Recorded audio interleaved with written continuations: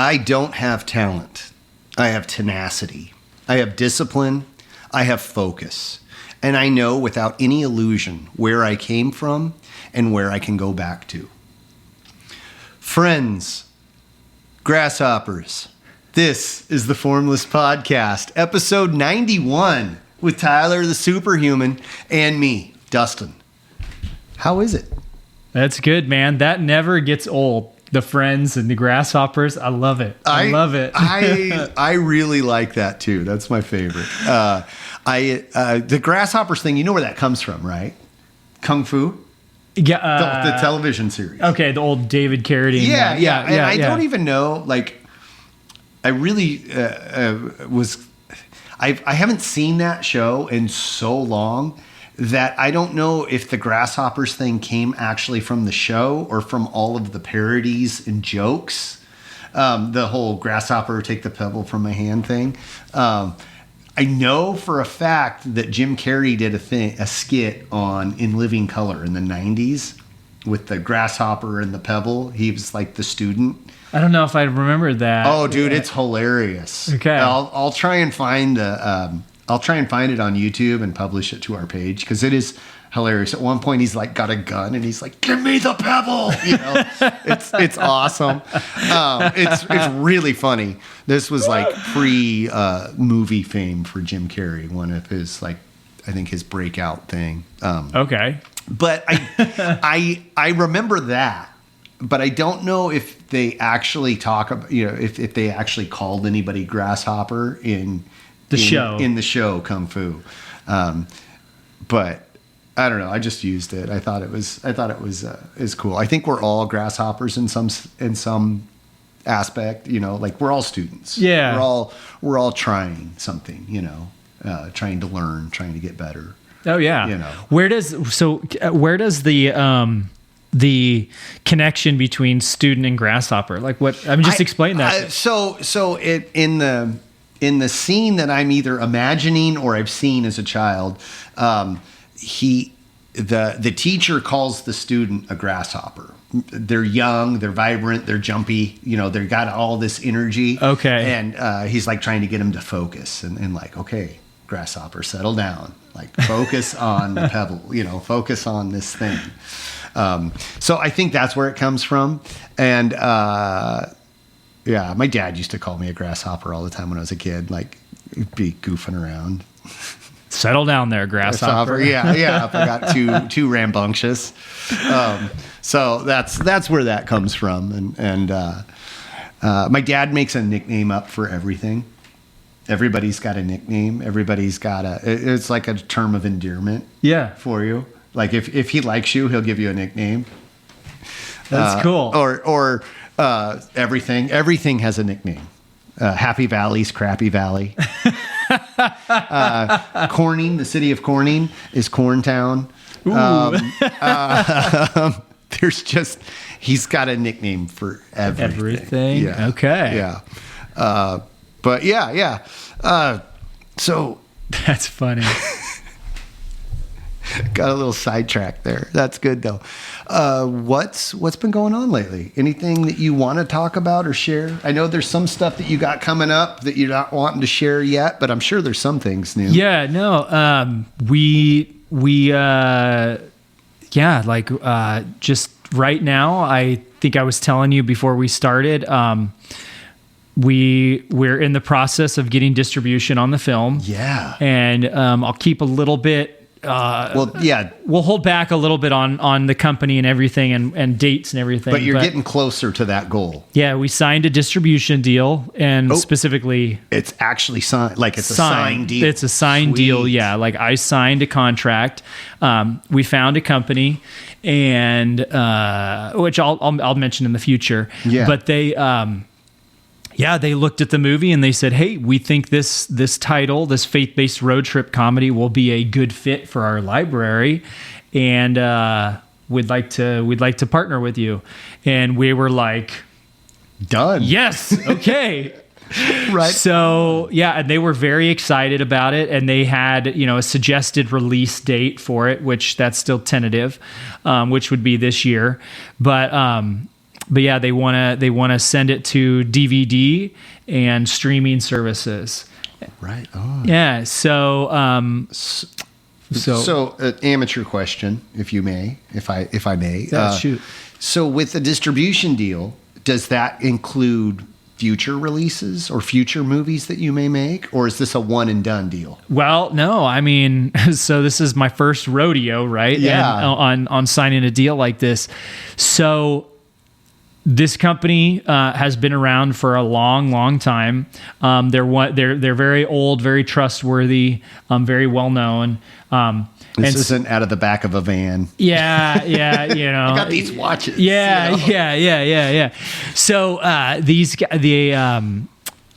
so the thing is like my plan is to establish a really good relationship with them, and then the next I can go to future investors for future movies and be like, hey, I've already got a distribution outlet to get this movie distributed. They're the first people you would call up and say, hey, I made the next movie and here it is. And like, what do you think? Yeah, because now it's almost like in a way I've leveled up. I mean, I don't say that bragging. I don't say that with the vanity or anything. You've hit the next step. I've hit the next step to where like I made a movie and we shopped it around and we're trying to find distribution.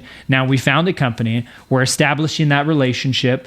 Now it'll be that step. I won't have to go through that step again next time, really, because maybe I make another movie and I go with another distribution company. But now we're a company, Mighty Men of Valor Studios.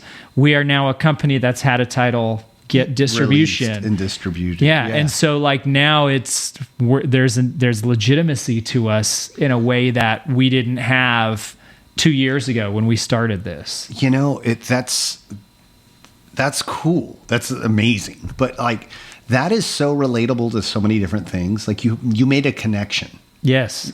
And a business connection. Yeah. But like you remember those names of those people. And 10 years from now, you'll still go, oh, man, remember we signed with John and he released that movie or Dave or, whatever. But not only that, like you have somebody you can go back to and be like, hey, remember me? We did the movie, blah, blah, blah. That's got that connection. That's awesome. And that's kind of what life's about, is making connections, I heard this one time in film school, this one guy, he was kind of like a guest instructor. And he said, there's always that saying that's, it's who you know. And he's like, that's true. It is who you know. He's like, but I flip it. He's like, who knows you? Mm-hmm. Who knows you? And what do they know about you? Yeah. And what do they know about you? So it's who you know and who knows you. Yeah. And so like, it's that relationship. So yeah, it's been really cool. And, it was a first step and I didn't have anyone holding my hand and saying like, come on, Tyler, like this is how you get a movie distributed, in distribution, which is kind of like one of those things I talked about many podcasts ago, right? Yeah. Is talking about mentors and mentorship and how it's a positive thing to have a mentor and mentorship. In this situation, I didn't have anyone holding my hand and saying like, okay, Tyler, let's go over here and check. Don't go there. You need to go over here. You need to do this thing. Yeah. And so it was kind of like I had people, helping along the way. And, but ultimately like, it was like, okay, like I've got to figure out, is this a good deal? Like, do I want to start a relationship with this company? And now it's, we have a relationship. And so we'll see how the movie does when it's released and, keep the podcast audience updated. Yeah. But pretty exciting. Freaking cool, man. Yeah, it is really cool. And so, so that was kind of like another thing that it was another thing where I was getting ready to sign this contract for distribution for the film. And I was like, I remembered talking on the podcast and talking about, when you have a mentor and if you have a mentor and or mentorship, are they there with you to do these things? Like, and do they have like some sort of skin in the game?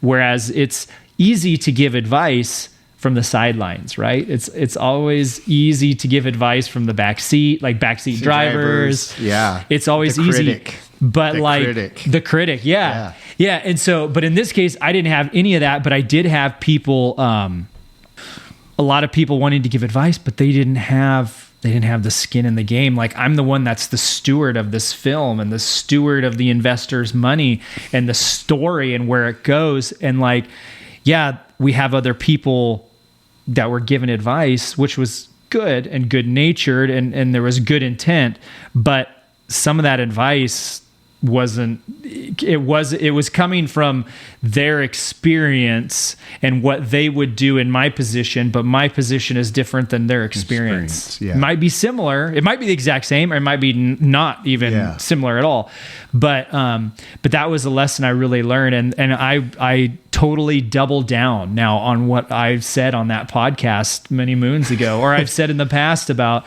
your mentor may or may not be there with you when you do these things, and you've really got to, and then if they are, what's their skin in the game type thing on that. Yeah. And so hopefully they have skin in the game, and they're personally invested in you, that they want this decision to be made for the best of everything and everyone. But so in this instance, I didn't have that, and so there's a certain level of profound, not independence isn't the right word, but like, it's just like, I don't have anyone really that I have to say like, oh, this person made it all happen. Like, it was like, I give full credit to God. Like, God like totally got us to the point where we are, and used, this little piece of advice here from this person, and this little, and it's almost like all that advice didn't come from one person. One sentence, one piece of advice came from this person over here. Like all of these piecemeal pieces together to make a picture. Yeah. So in a sense, that was kind of like the mentorship. Mm-hmm. But at the end of the day, it was like, I've got to make this decision, and I've got no one to answer for, because I'm the one that went to all these investors and asked for money to make this movie. Yeah. But like, ultimately, in any deal that you're doing, whether it's business or personal development or project or whatever, all the mentors in the world aren't going to make it happen for you. Exactly. You still have to put the work in. You still have to do the thing. You have to do the thing. And if you're not willing to do the thing, they're not, your mentor or the people that you're there with, they're not going to like make you do it. Yeah. You still have to, there's still a certain degree of, discipline and perseverance and initiative to make those things happen. Yeah. Training. You could be training martial arts for your entire life, but if you don't put the effort in, if you don't put the work in, if you don't put the drive and the like, hey, I'm willing to expose myself and see if I pass or fail. You're the person that has to do it. You're the person. I mean, we're just out there in class, and I can't grab a student's fists and hold them there in the air to cover their face. Like, they've got to use their own muscles to keep their own fists in the air in front of their face. Yeah. That's like the absolutely. Yeah, absolutely. But some of that stuff, it's not intentional. No, of course and not. I think it's just like a unawareness aspect to it. Like, you don't realize unless you're live sparring that you're exposed until somebody exposes that for you. Mm-hmm. Like, hey, you're doing this, bang. Yeah. And that a lot of these things you don't find out, like if you didn't walk through the door of your own initiative, like through the dojo, right? Yeah. Using initiative to walk through the door to show up to class every time. Well, and okay, yeah, exactly. And like your movie distribution deal, you could spend your entire life reading articles and books and listening to people talking about how to do it. But until you do it and experience it yourself, there's still a certain degree of like, I don't know. I am with my interview that I had at my job. that I have currently. Yeah. They asked me a question I don't think I've ever been asked before on a job interview. They're like, how do you learn? What's your learning style? Do you read instructions? Do you take instructions verbally? And I said, I learn by experience. And I can read something and understand what it means, but like I don't go, oh, that makes sense. This, put part A into part B and slot C goes here. Like that. I can read it, but I won't. It like doesn't compute until I actually grab part A and slip it into part B and slot C. Physically doing the thing. That's where I'm like, this clicks. Mm-hmm. I can watch somebody and kind of mimic what they do, but like, I don't feel like I know it until I actually physically do that thing. Mm. And, yeah. That's a good way to put it. Yeah. Like until you do the thing, like, I don't feel like you actually experience it. No. You know what I mean? Right. Like we could have read books and watched videos about making podcasts, but until we did the podcast or trained, we could watch all the YouTube videos in the world about learning how to box, but until you actually get into a boxing ring and throw punches and have punches thrown at you, you don't know what that's like. Yep. And no matter how many times I watch Rocky, my favorite movie. Oh, it's great. Yeah. But you never know. Like you've just got to get in and do it. Yeah. You have to experience it for experience it. I think what there's the learning that's like people learn by reading, right? Yeah. There's people learn by hearing, and then people learn by doing. Yeah. Like they got to touch it and do it. I'm one of those as well. Like, yeah. I can't be told what to do and then be like, okay, go do it. Like I at least need to do it with some supervision once, at least just a hair. Yeah. Just that plants that little seed that says, okay, like today in class, like you taught us that combo, that four strike combo. Uh-huh. And I was like, hey, can you watch this and like see what I'm doing? Right. Like, yeah, so, but I'm doing it, but I'm also getting your instruction on like your input. feedback. Yeah. That is, I agree with you. I think that like immersing yourself into the thing is how I grasp stuff. Grasp it, yeah. Like they say, like what? There's no better training than on the job training. Just to jump in the water and do it, which can be frustrating though, because you learn the hard way sometimes. You make those mistakes and you're like, oh, that sucked. Yeah. No, and that's one thing. We had a lot of people on the movie telling us, and we still have a lot of people telling us like what we should do. And a lot of people's advice was, well, you need to go talk to this person.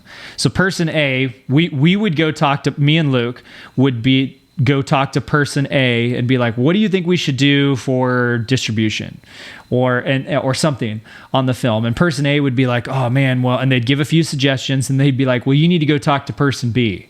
And then we'd go. Person B knows all about it. Yeah, and person B, they can help you a lot more. So we go talk to person B, and they'd kind of give their 2 cents. And then person B would be like, "Well, you really need to go talk to person C."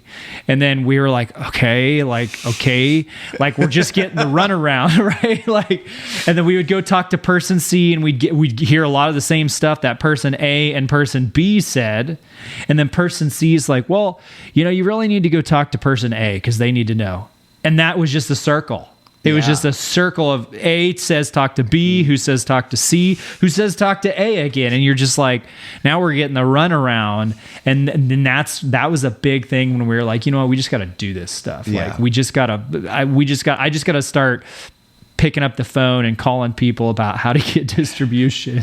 Yeah. So what did you do? Just call random people up and be like, hey, I'm trying to distribute a movie and I don't know how to do that. And well, yeah, I would get these so I went to the American Film Market in 2023, and which is down in Santa Monica. Yeah. And it's a big convention where all these distributors come and they're looking to buy. That's where movies are bought and sold. And it's this big event. They have one in Europe, they have one in Santa Monica, they have one in Asian countries, they have one, like a lot of them. They're all over. They're all over. It's a market. It's like a marketplace. Okay. The American Film Market. So you go to buy and sell stuff there. And so anyway, we met with a lot of people there. And especially if you say, I have a completed film ready to sell. That's better than like, oh, I'm making a film next week. Yeah. They're like, oh, let's talk. And we got a lot of no's, like not interested, a lot of no's. But we got a lot of business cards, and a couple companies, they're like, it's a faith-based road trip comedy. Like that's something that we like. That's our jam. That's our brand. That's something we carry, right? Like the Sci-Fi Channel doesn't air a romance movie. Yeah, they're looking for sci-fi stuff. They're looking for sci-fi, maybe some horror, maybe a sci-fi romance light, but it's not like they're not doing like they're not the Hallmark Channel. The Hallmark Channel. Yeah. And likewise, Hallmark's not looking for horror or sci-fi, right? So everyone's got their different brand of what they sell. That makes sense now. Okay. Yeah, right? And so so faith-based, well, that's a whole nother subgenre that is making a lot of money. And people are like, we had multiple people from these distribution companies say like, oh, you have a faith-based movie? Like they make a lot of money now. Like they're making a lot of money.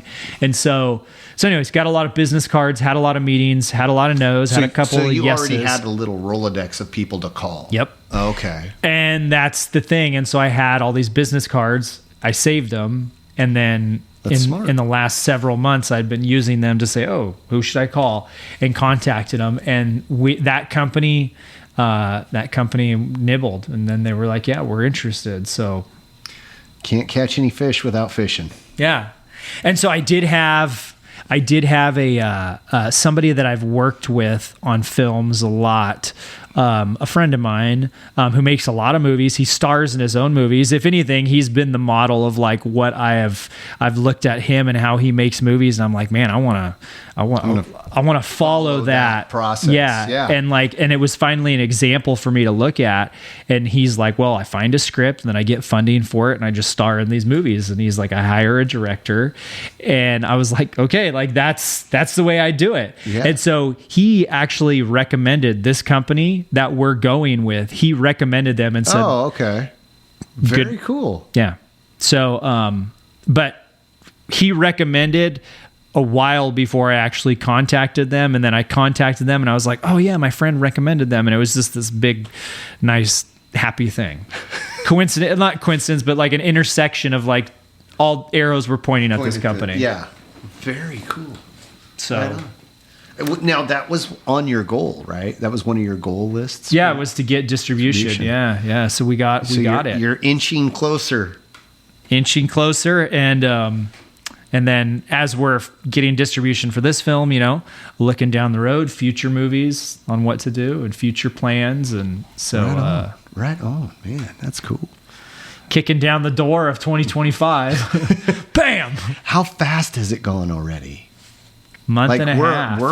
Dude, what day is it today? The 15th. We're like already 3/4 of the way through.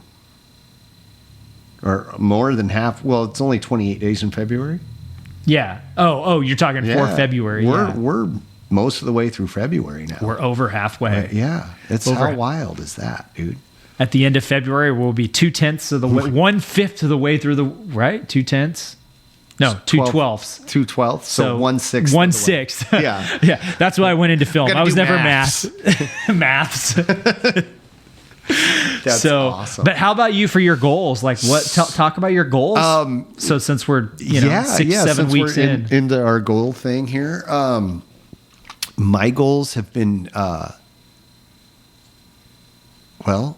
this week has probably been one of the hardest weeks and I know I've said that before, hardest work week I think I've ever had. And I hesitate to say that because every time I say that, I have another hardest week ever. So don't jinx me. But no, Thursday, I felt like I was going to have a nervous breakdown, man. It was crazy at work. And it actually turned around and I ended up having one of the better days at work. So it was really cool. It was like the roller coaster of life was super crazy. Like everything that could go wrong went wrong. It's wild. I had technical issues. I had personal issues. I had just like craziness. And at one point, so I'm a salesman and I have a route that I go on and I'm very routine. Like I do a routine and this is, I wake up at 4:00 in the morning. I get ready for work. I go to work. I go to my first stop. I go to every day I have, depending on the day, I might have 8 stops. I might have 12 stops, but I go to the first one on Monday every day. I go to the first one on Tuesday every day, same one. And it's just kind of like the process of how I do things.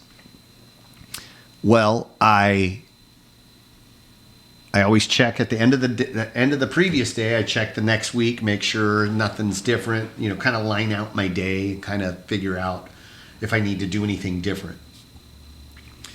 Well, because we have a holiday week, it changes the schedule and it screws everything up, which is fine. It's fine. But normally that starts on the Monday before the previous week. Okay. So if next Monday's a holiday, the previous Monday, the schedule is going to be changed for the whole week because we're taking that day off. Those customers still need to get seen. They're just going to be seen on a different day. Gotcha. Well, it didn't change. We're taking this Monday off and it hadn't changed. It didn't change. Nothing changed. Well, Thursday rolls around and the schedule's completely different. And I'm like, wait a minute, this is throwing me all off. I'm not, like some of these customers I already saw, some of them I haven't seen yet. Like, oh crap, so it like screwed everything up. I get that all. Threw you off your game. Threw me off the game, which, okay, big deal. That's life. Everything throws you off, sometimes.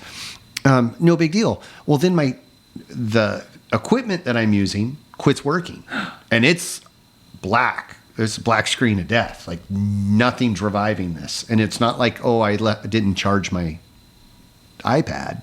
It's not working. It's charged. It's just done. Ooh. Well, panic. Okay. Yeah. Like, okay, well, that's a crapper. So then I call my boss. Well, my boss is in a meeting. So I call her boss. Her boss is in a meeting. I called the boss in Eureka because he's a good guy. I know him. He's in a meeting. I'm like, what do I do now? I start calling other coworkers. Hey, have you ever had this problem? No. So I'm like, it's just downhill. An hour goes by of me trying to fix this thing. Finally, my boss gets back to me out of the meeting. She's like, hey, meet me at the office and we'll try and fix it there. Another 45 minutes, hour goes by. This time I'm 2 hours behind in a 10 to 11 hour day. I'm feeling that pressure. I got to get stuff done, so it just was like, and long story short, I didn't get that fixed. I ended up switching all the programs over to my smartphone, my work phone, which makes everything really hard to do because you're used to looking at this screen here. The tablet size. Size, where you can read everything. To now everything's this big and I've got to like expand and contrast everything so I can read stuff and actually order the right products. So that was crazy, but it ended up turning into a really good day. I ended up doing my review because we're like, well, we got to do something. So I did my yearly review, which I thought was going to be really terrible and turned out to be really good. I don't want to get too much into it, but it went from like, what now? Like what else could happen? How much worse can this get to like, all right, this is an all right day. It still ended up being like a 12-hour day, But did you keep getting paid for the hours? Oh yeah, yeah. Because Okay. it's not like I had a doctor's appointment. Right. Like the company is actually pretty good about stuff like that. Like you're on the clock, you're getting paid. You need to get, you obviously have to do work. But like if you have a doctor's appointment, you go ahead, take it. You clock out and go, and then finish it when you're done. Finish your day out when you're done. So they're good about stuff like that. There's a lot of freedom as far as like I can schedule my day pretty much how I want. I just have to coordinate with my boss and with the customers. Because like if you own a store and I'm going there at 10 o'clock at night and you're not there, that's not a good call because you have to make decisions. I got to have stuff to bring you to sell. And it's always the next thing. Like, hey, I got one thing on you. Now I got to send in a display, or I got to send in this new product that we have. I need to get your okay for that. So if I'm coming there and you're not there, I need to adjust my schedule for that, Yeah. And that works sometimes with various degrees of success.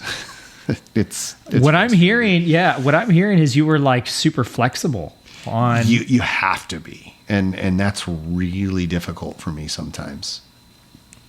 I'm not, because you're a routine, like you said. I'm a routine based kind of you guy. wake up at 4 a.m. and then you're like, we hit the ground running and we got things to do, and like something interrupted your routine and you were like,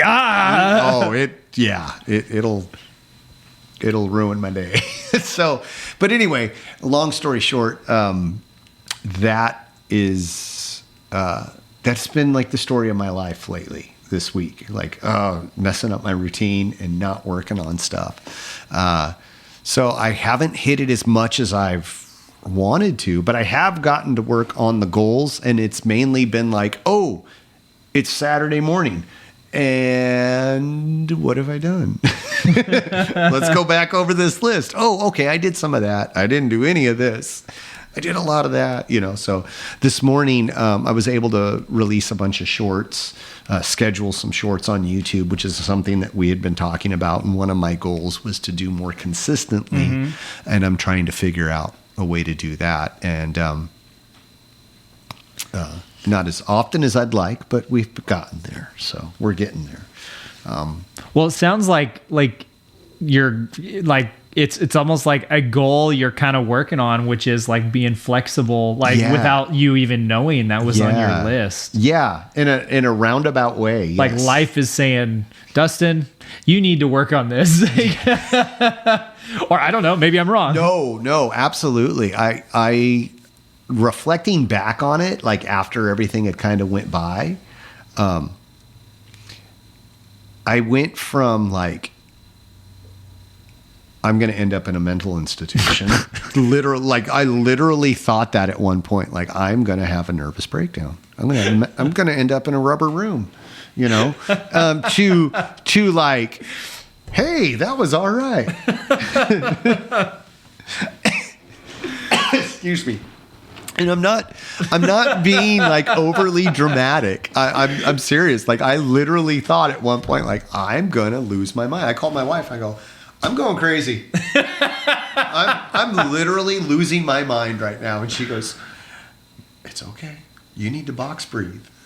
It's something she tells Tom. It's a psychology thing. Have you heard of that? Box breathing. I think so, but tell me, what is it? You breathe in for so many seconds, you breathe out for so many seconds, and you repeat it twice, hence box. Like, and you draw a box as you do it. Like some people do. You like... And it's supposed to be like you inhale for so many seconds, you exhale for the same amount of seconds, you inhale for so many seconds, you exhale for the same. Okay. And it's a calming technique to like calm you down. But she's like, don't laugh. You need to box breathe. You need to like just relax. It's okay. You'll get through this. But yeah, it was like literally, I was just like, oh my God, I'm losing my mind. It's one of those things where like it's not one little thing, it's a whole bunch of things. Yeah. And in the meantime, that like the tablet's not working, it's what we call a push week. We have new products, and you're supposed to push those out to the customers, and then you're supposed to share that with all of your teammates and with all of the other centers in the area. Like broke down into a group, and it's like the Northern California group, which goes down to Santa Clara, Santa Ana, somewhere. It goes down to like yeah. And we're like on this text thread, and like my phone's going off, and then I got customers calling, hey, you didn't send me this product, or this product's out, what happened, blah blah blah, so all this other stuff's happening, and my tablet doesn't work. And I've got stuff to do, and I've got to be places, and like it's just all of this stuff. And it was like not necessarily a panic attack, but it was just like this overwhelming weight of like feeling all of this stuff that you had to do. And it's funny because we were doing class today. We were working on combinations, and I suddenly put two and two together of like, how when you're sparring and you get hit and it ruins your combo or Yep. your thing, you're like, yeah. And then you think about how the fact that you got hit and you're trying to like get over that, and then you get hit again. Yep. And it just resets you. That's what I was dealing with.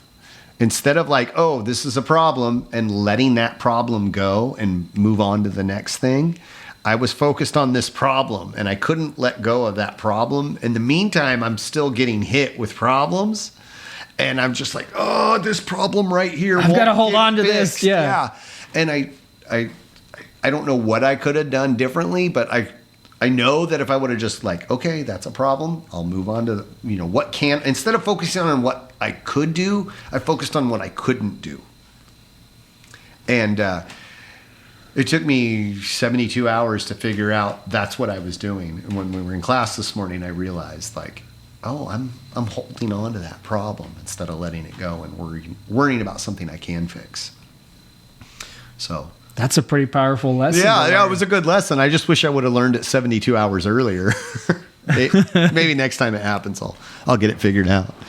But yeah, It's always frustrating when technology doesn't do what it's supposed to do. You're like, just do what you're supposed to do. I have never wished for a solar flare or an EMP more than right then and there, because I'm a practical person, right? Like there's two camps. You got like the iPad, the Apple group, and you have your Microsoft group, and never the two parties shall meet. Right. right. Yeah. Those camps are usually they're pretty diehard. And whatever. I don't have a favorite. I like using Windows-based programs more, Microsoft stuff more, Android stuff more, because that's what I'm comfortable with. But like, if that suddenly dried up and went away, it wouldn't ruin my life. Okay? But what bugs the crap out of me is like, Apple products should use Apple programs, not Apple products using Microsoft programs. They don't mesh in my experience. And like work has Apple products, like iPad, iPhone. No problem, whatever floats your boat, you go for it. That's the best deal you got, great. Let's use Apple products though, and Apple programs. I'm sure they have programs that we could use for this. No, we're going to use all Microsoft programs, which I'm fine, I know how to use, but for whatever reason, they don't work the same way as if you were using Microsoft programs on Microsoft devices. You know what I mean? Uh-huh. And it just causes all sorts of issues. Like, it's weird to me. Yeah. I'm like, why are we doing it this way? Yeah, I see what you're saying. You know what I'm saying? Like, they don't, like, I feel like there's some salesman somewhere was like trying to really sell iPads to the company, and we're like, oh yeah, we can make that work. And then they went back to Apple and was like, you better make this work. I promised this company that this is going to work, and they're going to give us, X amount of dollars. So I don't care, make it work, And some engineers back there like, flipping out and got smoke coming out of his ears. But yeah, like all of they work, but they're just some convoluted in how it's done. I don't know. Maybe I'm talking out my butt, but no, but it just doesn't seem to gel as if we were using something else. I don't know. But anyway, that's a whole site. That's a whole nother topic. But no, that you're making sense. Yeah, it's like iTunes. I remember when I had an iPod. iTunes worked great on the iPod, but as soon as I downloaded iTunes onto my Windows-based computer, it was like, what the heck is this? It's just like the commands and the inputs and the smoothness of it just was like not there. Not there. It felt forced. Yeah. It felt forced. Yeah. Anyway, that's a whole I know exactly what you're talking about. Okay. That's a good example. Okay. Yeah, iTunes on a PC just doesn't jive. It doesn't jive. It doesn't even display right almost. Or I mean, can you get iTunes these days still on PC? Oh, Probably. Yeah. Oh yeah. And you can download like Microsoft Office on your Apple computer, right? But it's just not. Yeah. Well, and that's the other thing too. Like, we have an iPad, not a computer, and we're using computer programs on the iPad. It works, but it's not a smooth transition, right? Like, I'm typing emails on an iPad. Excuse me. I'm doing stuff like that, and it works. It's just not the most efficient way. As if I had like a laptop, I can bang out an email real quick. Mm-hmm. So it's just wonky. You know what I mean? I do know what you yeah. mean. That's a good point. So that just like that threw you off too. It's always a skew. It's not quite in focus, to bring it back to movie terms. Ah, interesting. It's not all, it's not like and life's not perfect, and quit boohooing. And like, I feel like I'm a wuss for complaining about all of that. But it's just like one more little thing that's like not quite gel all the time.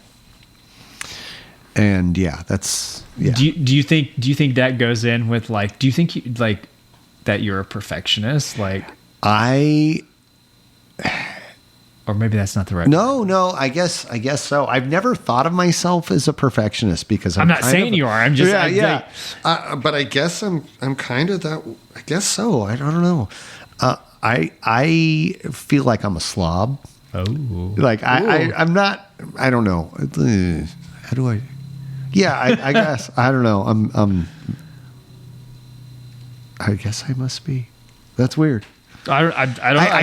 I used to be a perfectionist, but not anymore. I'm working on being more flexible. Yeah. How about that? I just like it when things that go together. Like when it's smooth. I'm always like when we're training. You take a new technique and it's clunky and slow and awkward, and I like to smooth out all of those rough edges and make it flow. And that's the idea. Yep. And like, I want it to flow. That's not perfectionistic. Yeah. Yeah. And like, so when we're doing something and it's like, oh, it doesn't quite work, but we're making it work, that doesn't flow. And I want it to flow. Yep. But I get hung up on the fact that it doesn't flow. Why is it not flowing? Yeah. Well, that's like, let it go. That's not my problem. Yeah, exactly. That's what I was going to say. Like, almost that goes back to what you were saying. Like, okay, just let it go. Like, yeah. And I like, it would work if it did this, or it would work if this was the blah, whatever. Yeah. No, that's a good point. That's a really good point. I find myself like sometimes when we are out there in that class you were just teaching and doing the four count Combo, the 4 count combo, that, and I'm working with some of the lower ranking and younger students.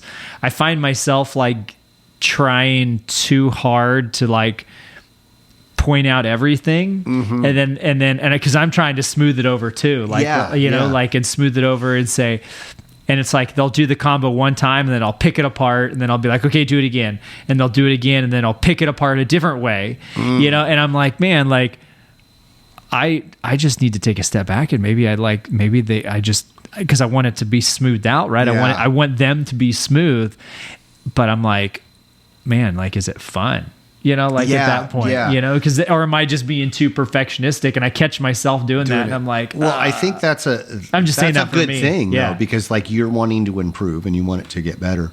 I think people are different in different ways, and there has to be a certain level of push. Yeah, absolutely. But you don't want to push them over with it, just enough. Like, as long as I think the big thing that matters is like, as long as you're moving in the right direction and they're getting better.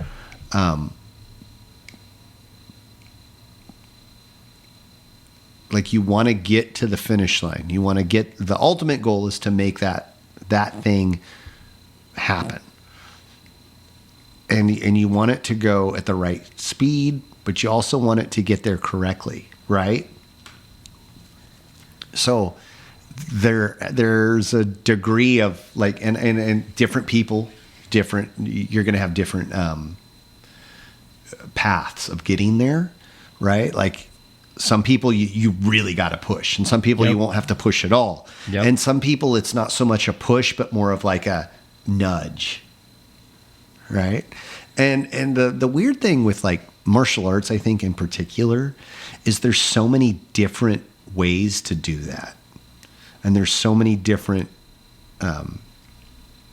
like, everybody's a different body type, so like one technique might work great for you but might not be good for me. Totally. And sometimes you work on stuff that flows with you and works, and like bang bang bang you can knock it out, and then other times you do something like the next week you come in and you'll do it and it's like it'll be a different technique, a different thing, and you're just like, this is awkward, this is weird, it doesn't work for me like that, yeah.